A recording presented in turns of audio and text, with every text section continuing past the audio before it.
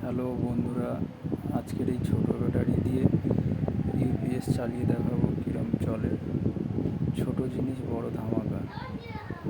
এই ছোটো ব্যাটারির সাহায্যে লিথিয়াম 12 ভোল্ট এই ইউপিএস চালিয়ে দেখবো চলে কি। চলো দেখা যাক। সব সেটিং করা আছে, শুধু লাইনটা দেবো।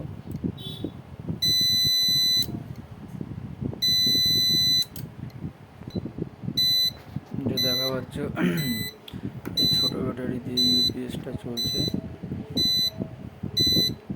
ভালোই চলছে। অফ করি, অফ হলো।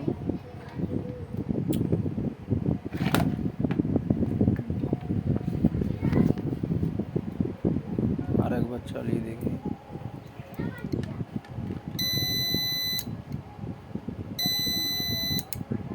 হ্যাঁ, যা চলেছে।